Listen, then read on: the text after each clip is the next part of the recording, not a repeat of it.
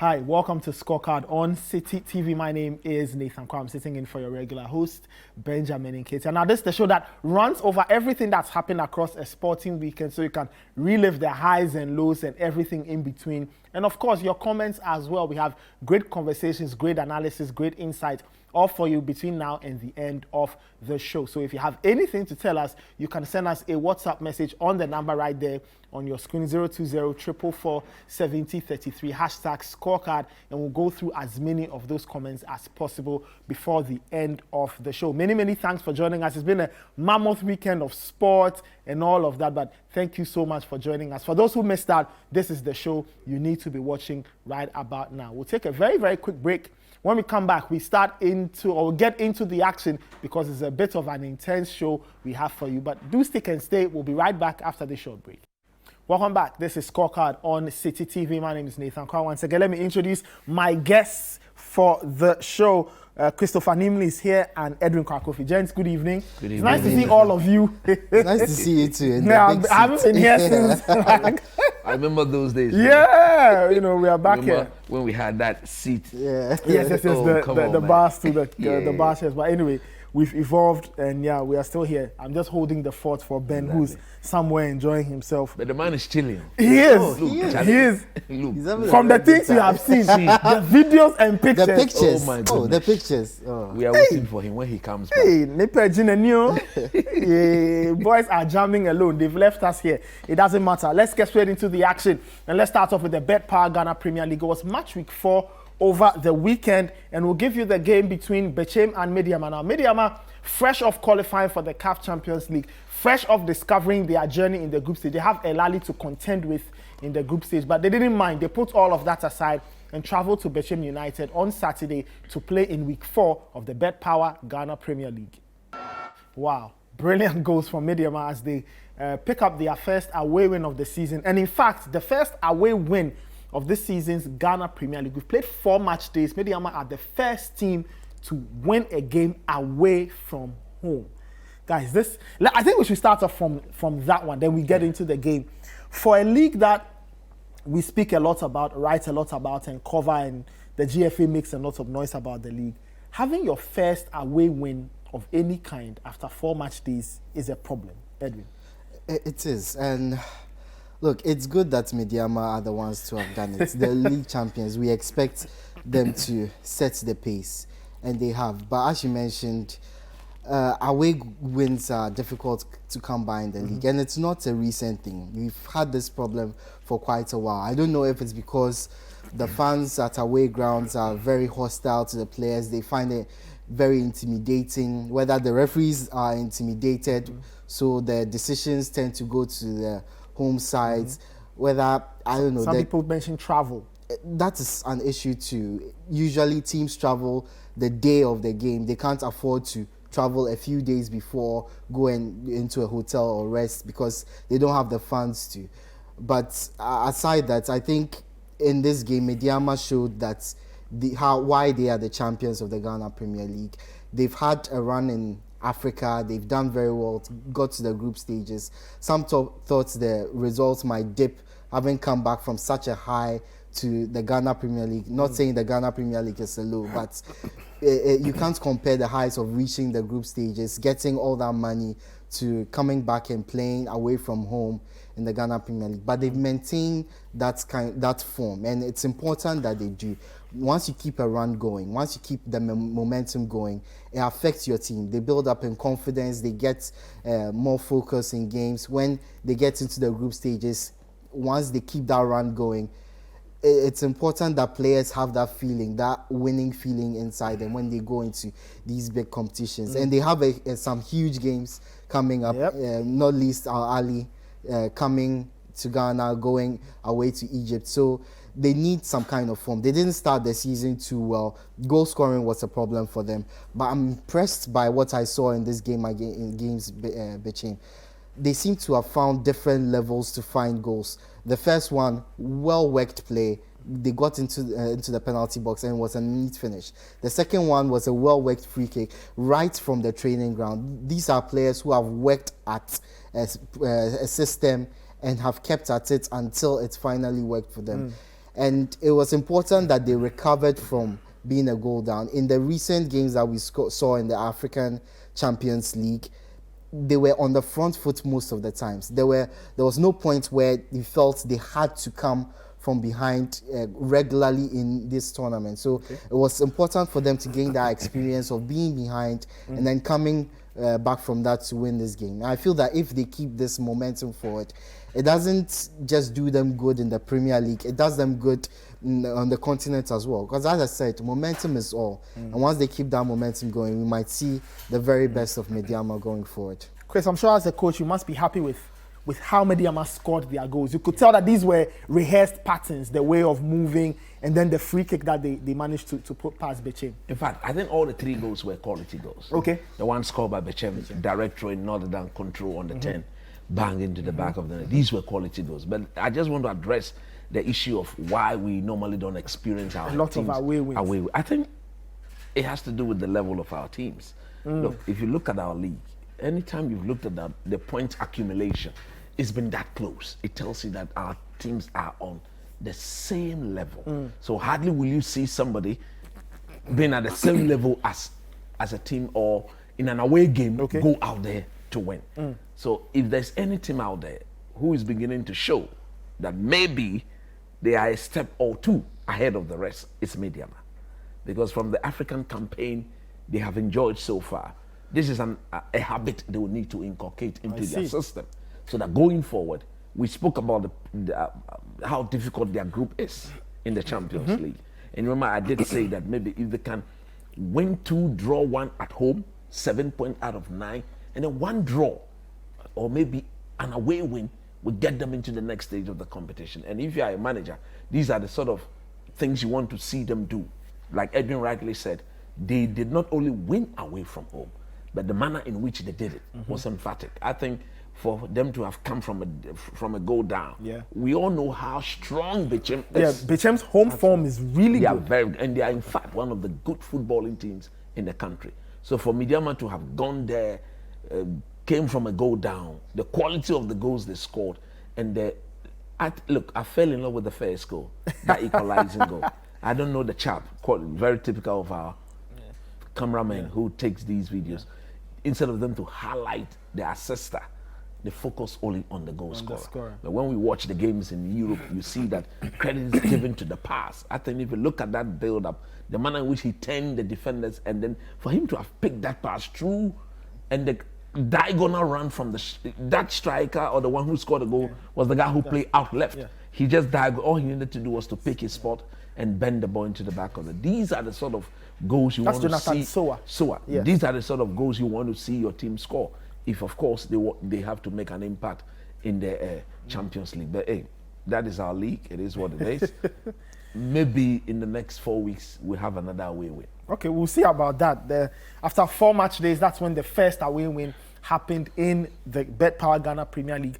If you run through the results from today, very low scoring game. So there was 1 3-0 win, Gold Stars getting a 3-0 win, and then there was a 1-0 win, and all other games ended in draws. There were 2 goalless draws. Hearts of Oak recorded 1 with Dreams, and you had in Swatreman and others also in the mix as well. So a very low scoring weekend in terms of the Bet Power Ghana Premier League. We hope things do improve, but congrats to Mediama and Dreams FC. They both have made it to the group stages, and then they've discovered who their opponents are in the group stage of the CAF Champions League and the CAF Confederation Cup. So great times for them. Let's see how well they will do. Let's see how well they will represent Ghana on the continent. Let's move on to England. Let's get to some Premier League action. And let's start off on Saturday, where Luton and Tottenham Hotspur began the hostilities, match week 8. Let's go to Kenilworth Road as Luton welcomed Tottenham Hotspur to their side of town.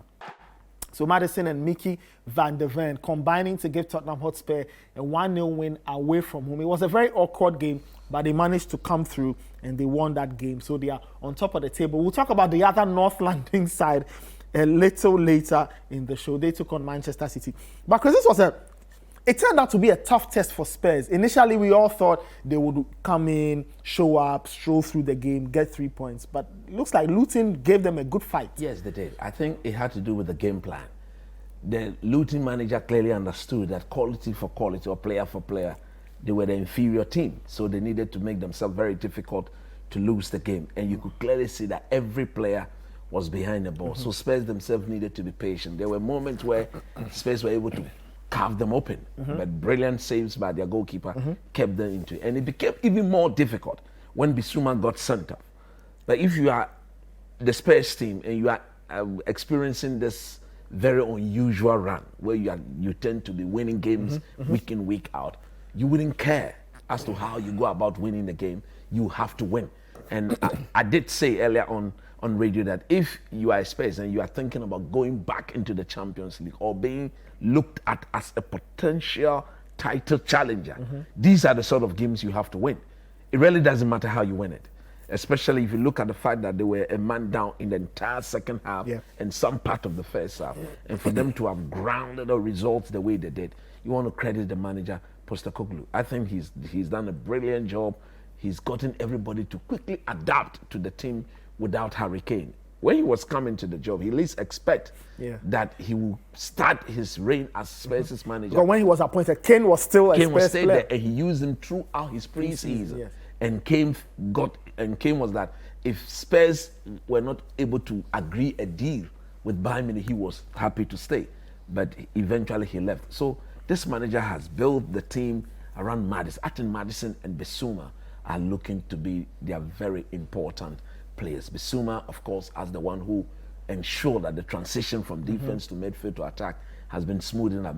Maddison is trying to build that telepathic understanding with Son Heung-min, and so far so very good.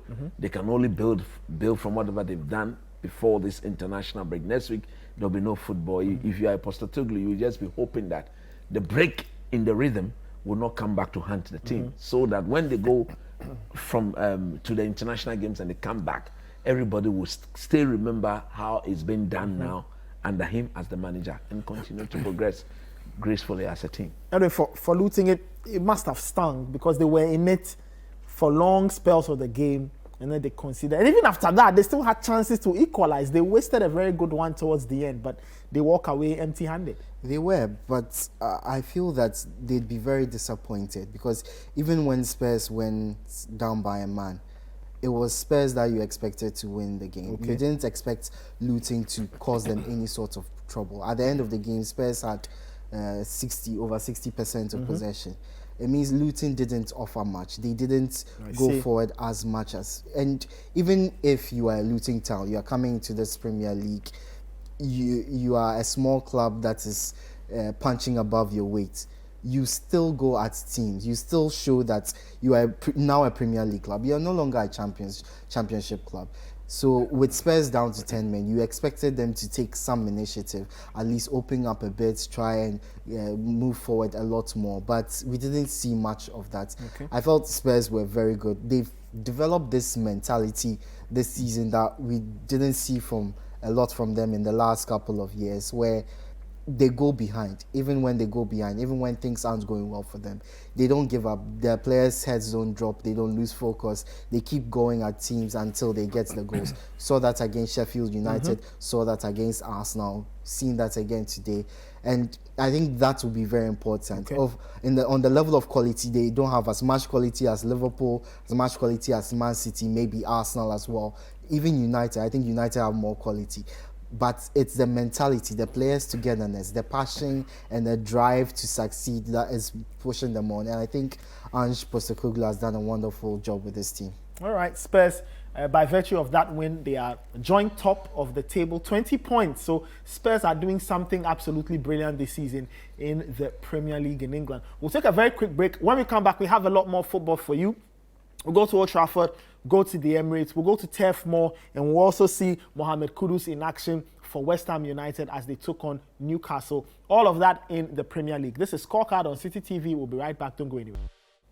Welcome back. This is Scorecard on Citi TV. My name is Nathan Carr, sitting in for your regular host, Benjamin Nketiah. Chris Nimley and Edwin Kwakofi are my wingmen this evening. Let's get to Turf Moor now. That's where Chelsea took on Burnley. Chelsea were hoping to get another win after beating Fulham, and they travelled to Vincent Kompany's Turf Moor or Burnley to see how that particular encounter would play out. And this was done, like I said, at Turf Moor on Saturday afternoon. All right, it was a good afternoon's work for Chelsea. They won 4-1 at Burnley. Raheem Sterling, the star of the show, Cole Palmer, and Nicholas Jackson getting the goals. I don't know, it was a comfortable game for Chelsea. It was a little awkward in the beginning. Burnley scored, but Chelsea found different gears, and then they ended up winning with 4 goals and getting the 3 points. Look, this game might have ended 4-1, and a lot of Chelsea fans will go, wow, is this really our team? But come to think of it, a lot of other games this season could have ended this way. Liverpool fans might not like to hear it, but that first game against Liverpool could have ended 4-1. Game against Bournemouth could have ended 4-1. Nottingham Forest could have ended 4-1. Luton probably should have ended 4-1. Against Fulham recently, definitely should have ended 4-1, because Chelsea have created a lot of chances this season. In fact, in every game this season, bar the game against Brighton in the League Cup, Yeah. they've won on XG. They've had more XG than they've actually scored. They've actually, yeah. So if the teams had taken their chances per the ones they had in the game, Chelsea would have won every single game. But the fact is that they haven't taken enough of their chances this season. Okay. And in this game, we saw what a confident Chelsea, a Chelsea that takes their chances can do. For me, the X factor is obviously Raheem Sterling. I've said it a number of times that he doesn't get the credit he deserves. But the fact is that he's not very consistent. And you need to create these one-on-one situations for Sterling. You can't leave him isolated against 2 defenders. He's not going to beat anybody. Sterling has a beating of any fullback in the league when he is running directly at them. Unfortunately, we don't maybe see... not Aaron Wan-Bissaka. maybe not. Okay, yeah. I might consider that, but when he is on form, Sterling is the X factor for Chelsea, and we saw what a fully fit, fully motivated Sterling does, a confident Sterling, and it's because the confidence is starting to spread around the team. They are scoring goals, they are not conceding too many. They are taking their chances, and the strikers are getting goals, and they are not letting games slip, which I think is very important. I see. In this game, they conceded first, but again, we didn't see heads drop. That own goal in the first half was very important. It took them into halftime level, which meant a clean slate for Pochettino to work on his team. The first half wasn't the most impressive, but he made a few tweaks. The second half was very, very good. They created situations for Sterling to isolate his right back opponent, and of course he has the beating of that Burnley right back, and he took every opportunity to run at him. He was involved in every single goal for Chelsea, and I think we need to be seeing a lot more of that. I feel there are a lot of creative players in the Chelsea team. Gallagher was excellent. Caicedo, we saw exactly why Chelsea paid 100 million for them. He's not going to get you goals, he's not going to get you lots of assists, but he's a specialist in an area, and Chelsea needed that specialist in this moment in time, and his tackles basically led to one of those goals, the third goal for Chelsea. So if they keep this up, if they keep taking their chances, getting players into the right positions, not losing focus when they start missing a few chances, because those misses will come. I think this Chelsea team has what it takes to get a European spot. There's a lot of quality. Once injured players return, once the manager gets the full complement of his squad, is able to pick out his first team, because I still feel he hasn't put his first team onto the field this season. Once all that happens, this Chelsea has enough quality to make a European spot, whether it's the Conference League, whether it's the European League, maybe even the Champions League, if they can get a run going. I think Chelsea's in a good vein of form at the moment. All they need is to keep it up, and we might see them go places. Chris, quick thoughts on the performance. It looked, like Edwin said, it looked like a team that was believing in its abilities, and they did. On the flip side, Burnley were a mess. In fact, that is where I think the concern should be, not overly touting the praises of Chelsea. To be honest with you, it is against Burnley, and when you play against them, because they want to play in a certain way, they will allow you space to operate. Chelsea, but you also need to punish them. That's what I'm saying. So we did say that Chelsea will have to make sure they capitalize and punish them. They were super, super good on that score. I think the next 6 or 7 Chelsea games will actually get everybody to understand where they are. They've got Man City, they've got Man United, Yep. they've got Arsenal, they've got Spurs, they've got lots of difficult games coming up after the international break. But so far, I still believe they don't have genuine goal threat, because in the big games, Raheem Sterling is not going past 2-3 people at a goal. These guys are much more experienced to deal with them. In the big games, they will not have the sort of space they had. So who is that natural goal scorer? I see. In the big games, Nicholas Jackson is not going to 10 in the 6-yard box, 10 is defender and plays the ball. No, they will have to do something different. I think they are a good team in midfield and in defense. But in the big game, if they were to go down, I don't see them coming back. Well, they were a go down against Liverpool and Yeah, got but a they draw. didn't win. And that was game number 1. But in the big games, as the season progresses, if you look at what Chelsea are doing, Mauricio Pochettino is very, very smart. He's saying that they don't have enough goals in them. I see. So in the big games, he will always go with Caicedo, Enzo, Gallagher, and make sure they are very solid as a team, hoping that 1 or 2 chances will crop up at the opposite end for them to punish. But look, I've always told this to all the Chelsea supporters. It's a transitional phase. It's a process. Don't overly expect too much from this team, because if you do that, then Mauricio Pochettino, in my view, will not be given the time he needs to actually build something of a good They do team. have players with a lot of potential. Exactly. A lot of these So, young guys are good. They need time to I still grow. believe they are not done in the transfer market yet. They still need some 2 world-class players to complete the jigsaw, so that when they are coming at you, they know where to hit, how to hit, and when to hit to complete the job. But it was a very good win.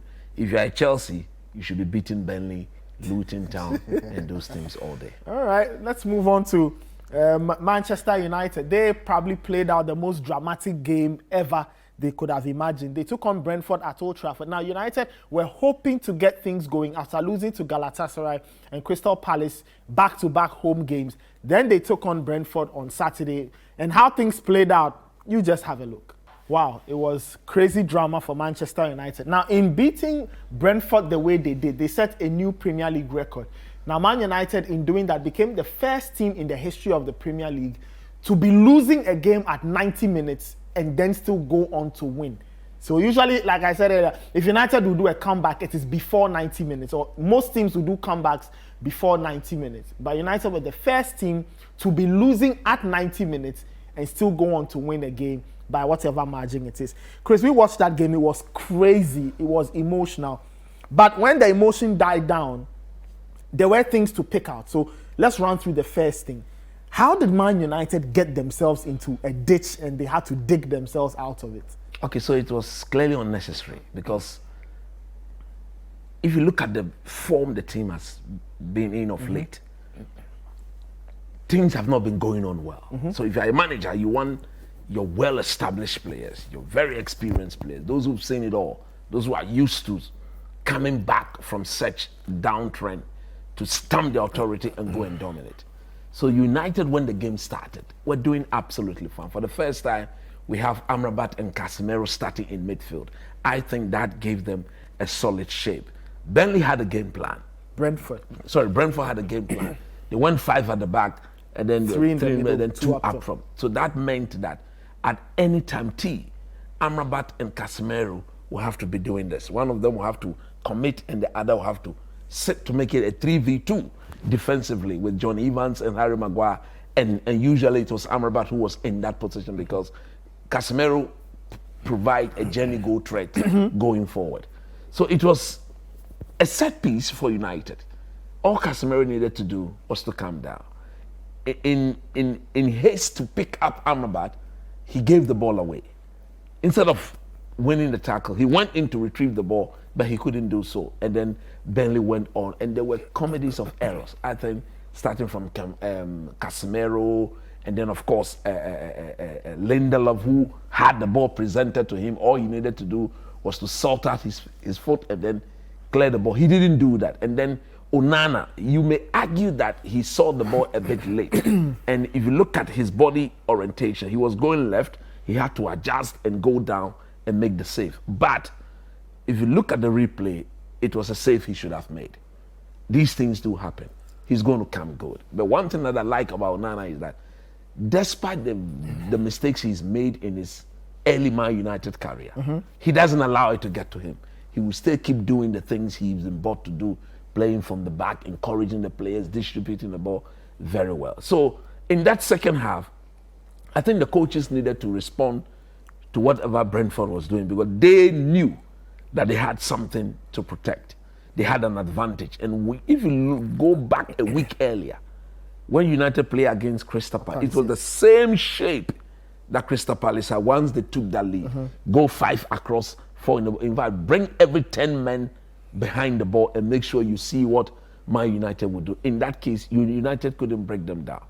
But Ten Hag boldness to again substitute Marcus Rashford.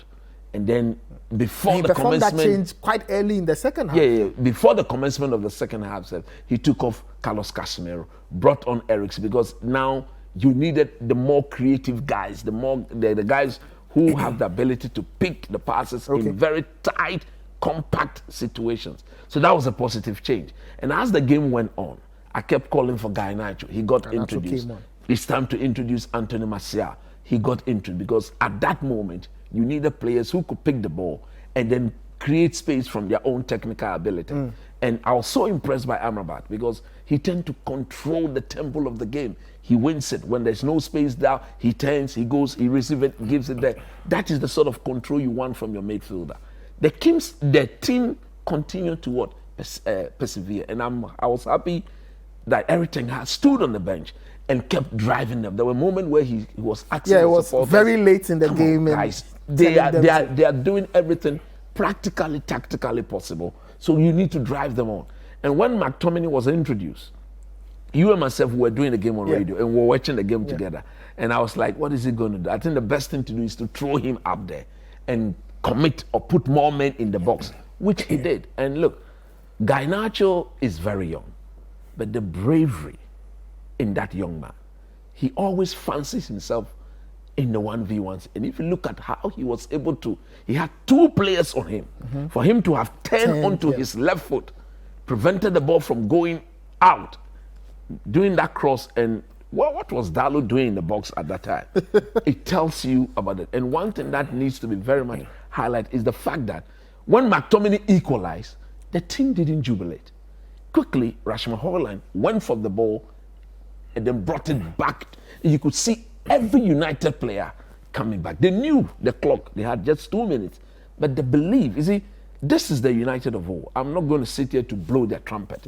But if there's anything in the Premiership accustomed or used to doing such things, it's Man United. So for them to have restarted the game or compel Brentford to restart the game just after equalizing in the 90-something minute tells you that they knew they could So the equalizer came in the 93rd minute. In the 93rd minute. And I think it was 6 minutes, 7 minutes stoppage or injury time added on. They kept going and eventually it paid off. You wouldn't expect every game to go like this every week. Again, like I did say, if it was a very good quality Man City, Arsenal team, you are not going to come back.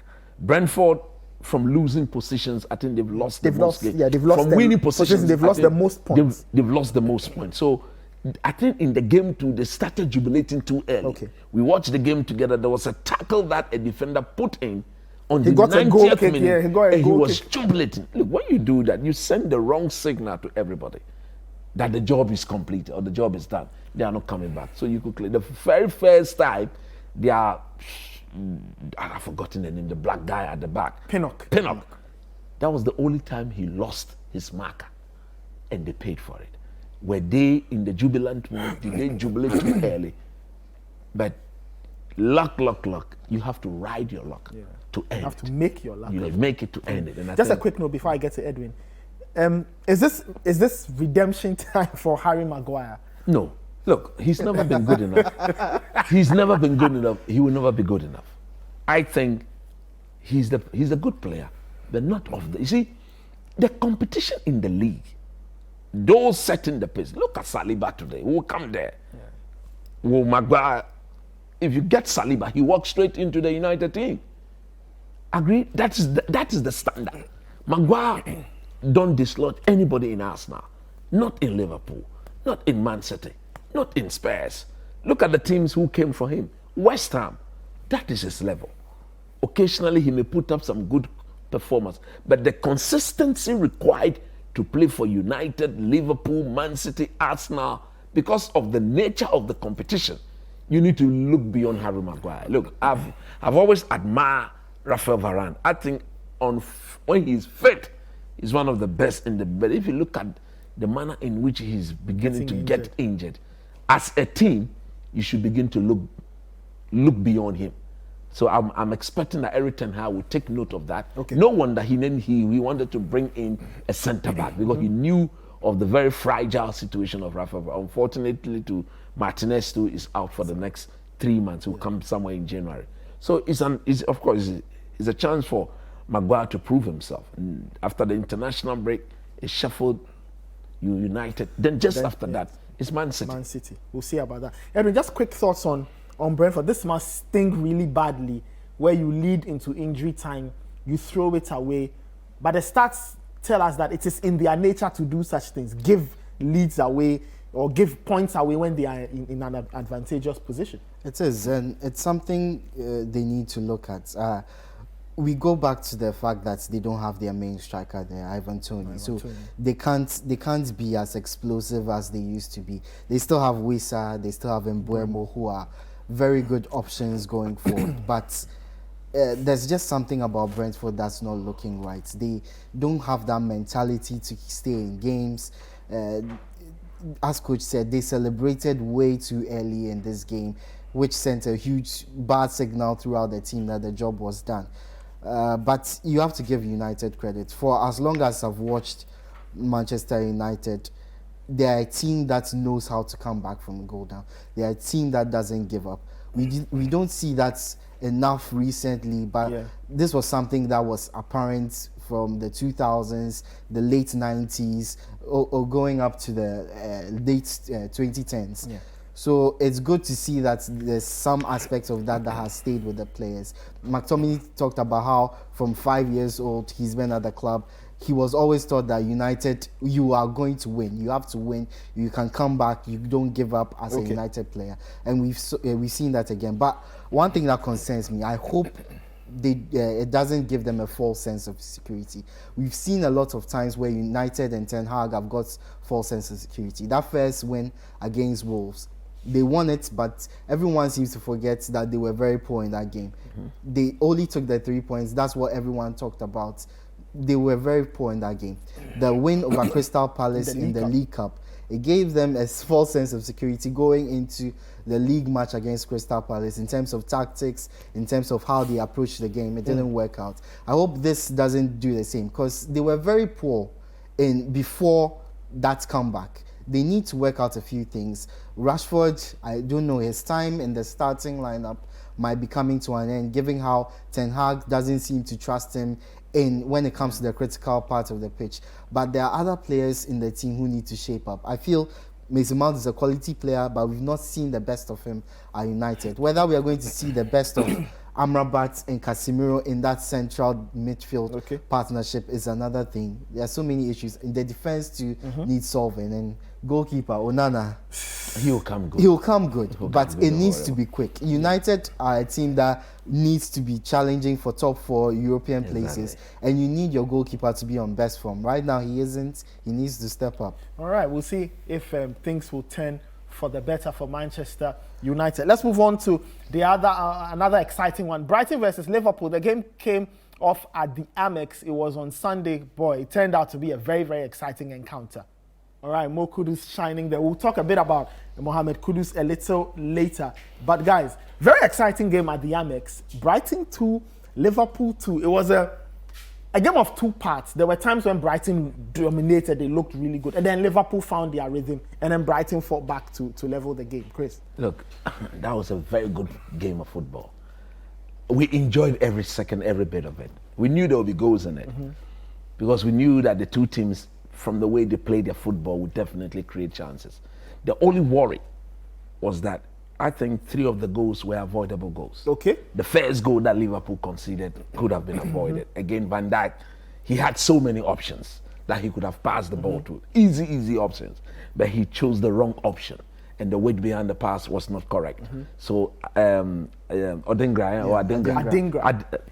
nicked the ball off McAllister. And for him to have done what he did, just being aware of where Alisson was, just dinged the ball in the back of the net, you must credit the young man. He's a very young player, but very intelligent. Then Brighton decided to give it away. Louis Dunk, you see, from the way they play, they tend to, I think they are told to, even in very tight situations, still try and pick the pass. Because at the end of the day, if you are afraid of losing the ball, you have no business being on the pitch. I agree with that. It is something I support. But I'm also of the view that there are times where it's better you see the error ahead of you. When it is that tight, play it safe, especially when you've got something to protect, some form of advantage. Dunk didn't do that, and Liverpool pounced. A proper worked goal. The young man, the one who damning was the name, for Salah to put the ball in the back of the net. Harvey Elliott. I mean, very intelligent. I think if he had attempted striking the ball, he would have missed the chance. Then just after that, looking at the timing, I thought Brighton would have just calmed their nerves and go back to bases. The goalkeeper, you could clearly see that Pascal Gross was under intense pressure from Szoboszlai. Just hit it long. That is what I mean by see the error ahead of you and go long. Give your team the chance to organize themselves when you lose the ball. So you tend to hit it that long. By the time the opponent recycles it, the shape is in shape, then you protect. He didn't do that. Again, picked the most difficult pass. They got punished, considered the penalty, and they got punished. When they needed to respond in that second half, the Liverpool came out very strong. In fact, completely dominated. We spoke about the fact that Harvey Elliott will have to give way for a more combative midfielder to be introduced. And then Jurgen Klopp clearly understood those dynamics and brought on Gravenberch. Yes. He added to the lot of physical dominance to what Liverpool was doing in the middle. And he nearly scored from a Szoboszlai assist. Once that ball didn't go in, I think at that point, if Liverpool had scored to make the game 3-1, they would have gone on to win it. But once that ball didn't go in, Brighton started believing. And they were playing their best. The young chap in the middle of the pack, I think he's Baleba. Look, he's going to get better. Baleba. I think they brought him in as replacement for Caicedo. If you look at what Caicedo does and what this young man is doing, he's using both feet. And I think that he's going to cost over 150 million. If he can still fit, he's got the physique, he's got the technical, he's got the strength, the power to do a lot of things in midfield. Okay. He started imposing himself. Mitoma, Solimage, all of them, and then the boy from the striker, the one in number 9, Pedro. They started enjoying themselves again. So they started creating problems for Liverpool. And I think when they scored from that set piece, Dunk equalizing goal, Pedro should have just won it. We did the game. He just, Odingra did so well. Damien Robertson just rode. All he needed to do was to bend over the ball. You could see him laying him back. Very wrong technical ability. I think that was why he couldn't bury that. But look, that game did not disappoint. It didn't. From the coaching perspective to the protagonists themselves and to how they showcased the EPL. I think it was one of the very best EPL games I've watched in recent times. Edwin, just quick thoughts. Who do you think would be less content with the result? Very briefly, I think both sides, really. Because Brighton wanted a recovery after the loss to Aston Villa. Liverpool wanted a recovery after that infamous game against Spurs. So these were two teams who were chasing the win. I think Klopp made a mistake with his selection, not putting a DM in McAllister's position. Of course, he is a very good player, very intelligent, can keep the ball. But Brighton realized that he didn't have any protection behind him. So if you target him, if you put enough pressure on him, you can force him into mistakes. So they kept forcing him into a lot of mistakes in that first half. Klopp realized the error and corrected it in the second half. But one thing that worries me about Liverpool is their failure to impose themselves early on games. This is the fourth away game this season in the Premier League that they've conceded first. Previous games they've been able to come back. In this one too, they did so. But there are times where you are not going to be able to come back. Your attack is going to have an off day. Your midfield is going to have an off day. If your defense keeps having off days, there are games that you are supposed to win that you won't win. I think that's one thing Klopp needs to look at. All right, let's go through some of your messages that have come in on the show. William Tosu, who's in Kofredria, says, we the United fans are waiting patiently for the mid-October takeover. Okay, he still believes that Sheikh Jassim will buy the club. Marvin says, I'm a great fan of Coach Nimley's, and he wants Coach Nimley to help you achieve your football dreams. Okay, we'll talk about that later. Kofi Yeboah says, I'm happy Arsenal won today. I really love the pass from Partey. Bye from Medina. Chris is asking if you can explain how Arsenal beat City. I'm sure we'll get into that later. Manaman from Doma Hinkro, he says, a deserving win for United. McTominay decided to pay tribute to Sir Alex Ferguson's wife by scoring in Fergie time. I see. This one says, I think the reason why we have a lot of draws in the Ghana Premier League is because of goal scoring problems. Ghanaian clubs don't develop strikers. Charles from Medina. Nick from Sakumono says, for once, Chelsea took their chances. Let's see how it goes. And Pastor Joshua from Taifa says, surprisingly, it worked for Man United this weekend. Still United. Ebefa. Okay, United fans feeling very happy there. We'll take a very quick break. This is still Scorecard on Citi TV. When we come back, we'll talk some West Ham and then focus on the big game between Arsenal and Manchester City. We'll be right back. Don't go anywhere. Welcome back. This is Scorecard on Citi TV. My name is Nathan Carr. I'm sitting in for your regular host, Benjamin Nketiah. Coach Christopher Nimley and Edwin Kwakofi are my wingmen this evening. Guys, so before the break, we saw the highlights of the West Ham Newcastle game. 2-2, exciting one. But our focus is on Mo Kudus. He got his first Premier League goal, came off the bench. That's his second West Ham goal. Exactly. He has one in the Europa League and another one now. Edwin, a lot of people, of course, will say that Kudus should start. He should start. But some people believe that he needs to understand this team better before he can now get some extended minutes in the team. I completely agree. I think we are being a little too quick to demand his start in the West Ham team. I think they have a pretty settled team. It might not be the ideal team for him, but I think he's in the ideal circumstances to develop. Right now, he's doing pretty well coming off the bench, starting in the Europa League. I think that's best for him. He's in a competition where he's played before. He knows what it takes to play in that competition. So obviously he will thrive in that competition. In the Premier League, you start a player too quickly. And I'm not saying they are the same level of quality, but it's kind of the same situation. Kai Havertz, he comes into a new team, immediately into the starting lineup for Arsenal. A few games, it's not going well, and then everyone turns against him. Kudus is taking time to be integrated into this West Ham team. And he's starting to put up performances where he's getting attention. He equalized for West Ham today. People are seeing what he can give on a consistent basis, maybe not full time. Eventually he will get his chance. Eventually he will be put into the squad. But I feel him being bedded into this team is the right decision by David Moyes. He shouldn't be under any pressure to put in Kudus right from the start. I want Kudus to succeed in the Premier League. And success means sometimes sitting on the bench, observing, and knowing your way around the team, knowing your way around the league before you become a starter. And I think that's the best way to go. Chris, do you agree with Moyes' approach? To some extent, yes. But I think, look, if you look at the money they paid for him, you don't bring in such a quality and not get him to start games. And for David Moyes, he's that old-fashioned, old-school sort of manager. He wants his team to be very pragmatic, very mean. So he prefers those hard, rugged players. And so that is why I believe that Kudus is in a direct competition with Paquetá.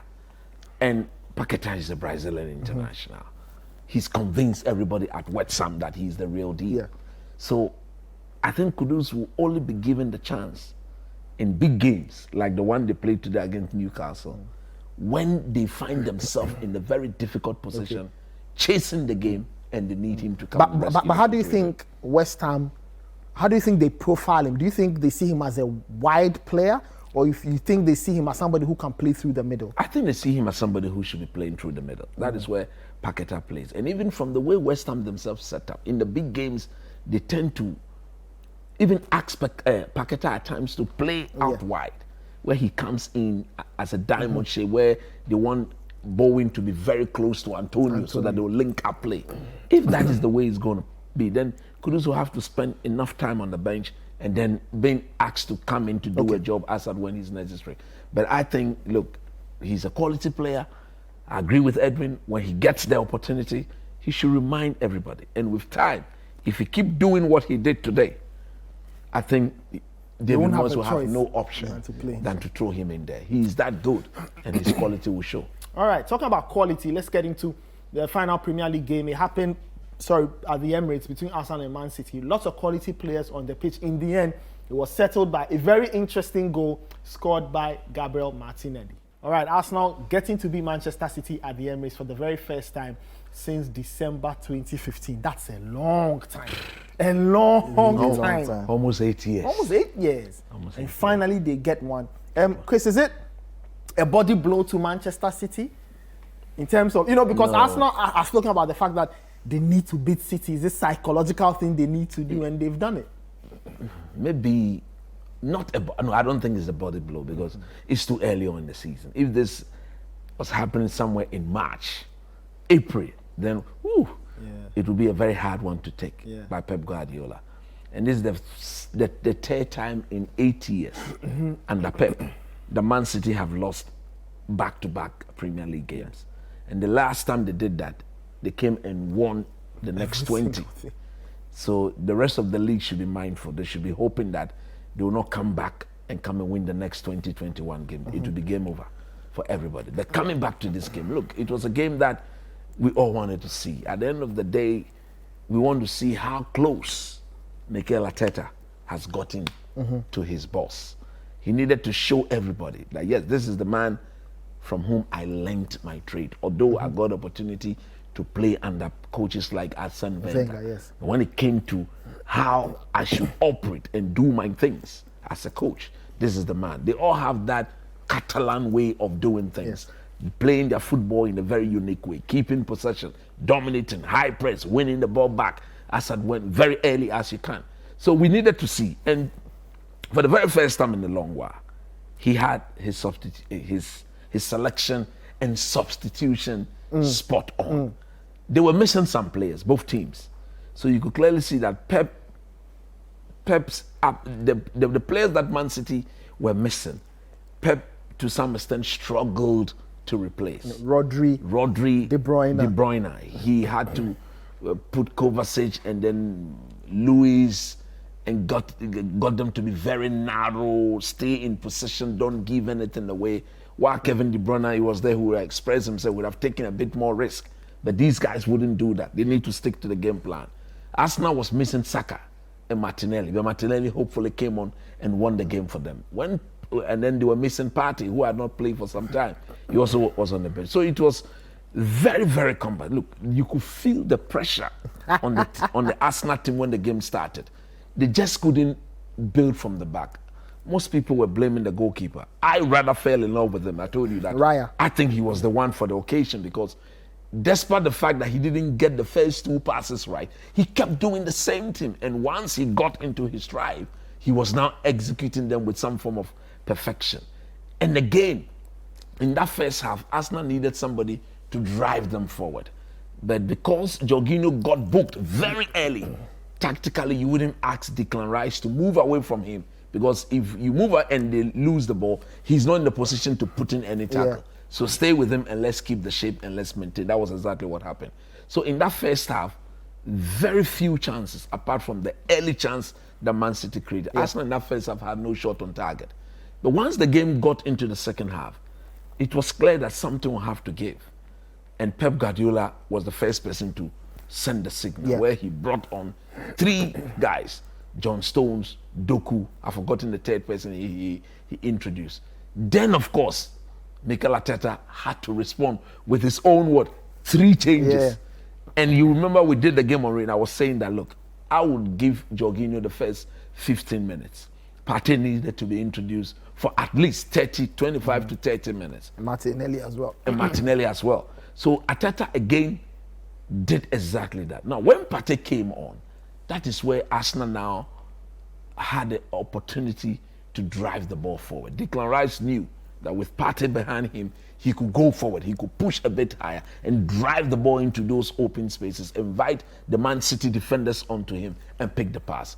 Martinelli prevented Kyle Walker from coming forward in that second. In that first half, it was Trossard who doesn't have the pace, the speed, the power to go past what Kyle Walker. So Kyle Walker hardly thought about him.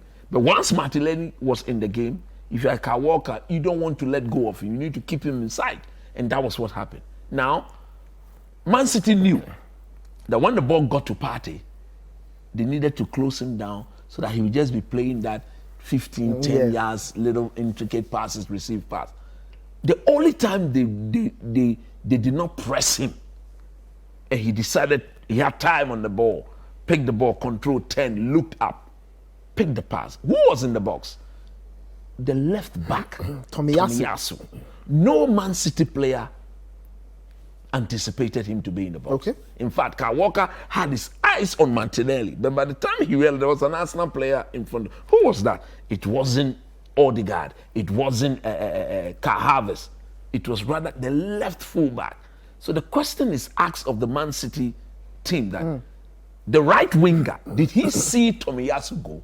If he did, then that was his marker. He should have tracked him down. He didn't do that. So once Partey saw the movement and picked the pass, Tomiyasu did very well.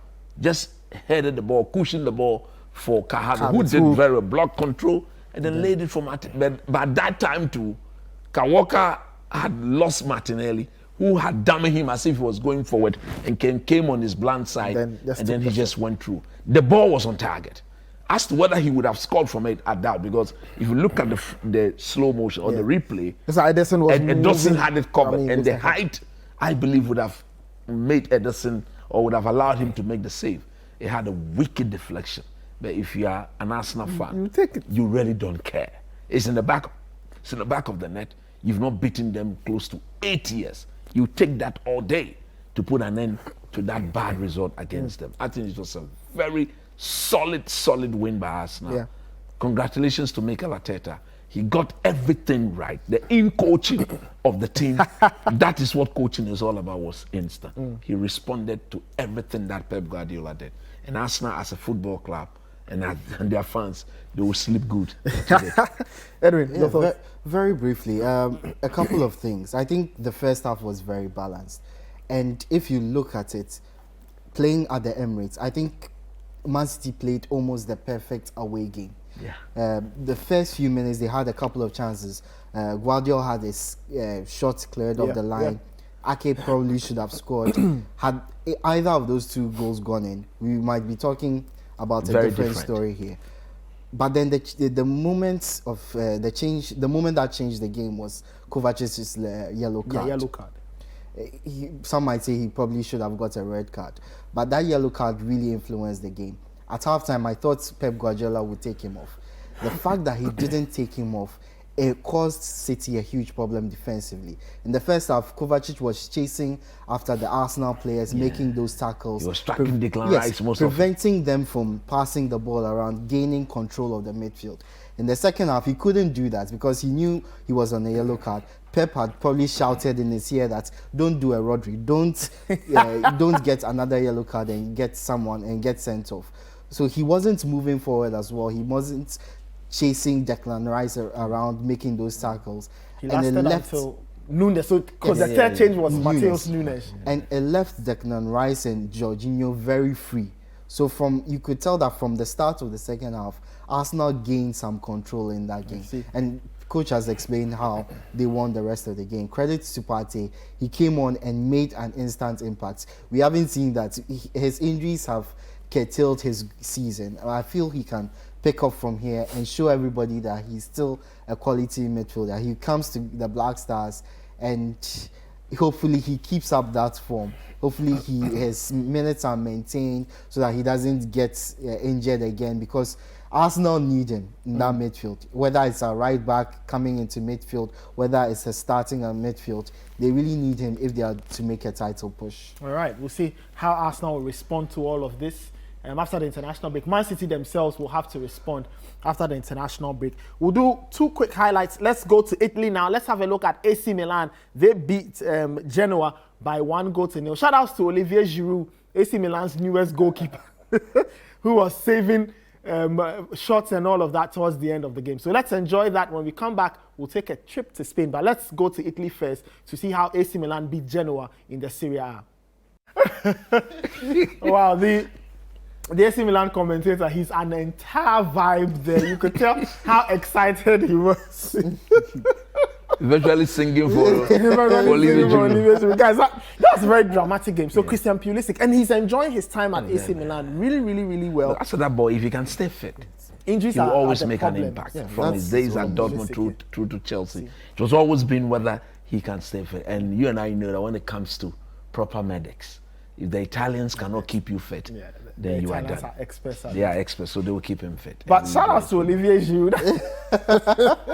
that was a very interesting performance in goal. I think he could go and go for United. They need a goalkeeper who's a shot like him. We prefer none. Yeah, but good for AC Milan to get this win. With the stuttering form of Napoli, Juventus, all over the place, but Inter are in some really good form. It's important for them to keep up this run. And Napoli did lose this evening. Yeah. They lost to Fiorentina 3-1 at home. 3-1. Wow, great one there. All right, I don't know if you have enough time to go to Spain to see Real Madrid. Jude Bellingham is doing big things for Real Madrid. So if we can have that, Real Madrid winning that game by 4-0, they beat Osasuna in the Spanish La Liga. Real Madrid showing class, showing ruthlessness. Jude Bellingham at the double, Joselu and Vinicius getting the other goals. Guys, that was a delightful performance. Yeah, of course. I think, look, in the long while, this guy is looking the real deal of an English player. 10 in 10. 10 goals in 10. Nobody saw this coming. And he's young. That is the scary thing. I think he plays for Real Madrid for the rest of his footballing career because knowing who they are and what they do, they won't let go of this. No, he's not going anywhere. He stays there. I mean, they are the team everybody wants to play for. So if you are there, then it means obviously if you are performing like the way he's doing, he's been an absolute top signing. Edwin.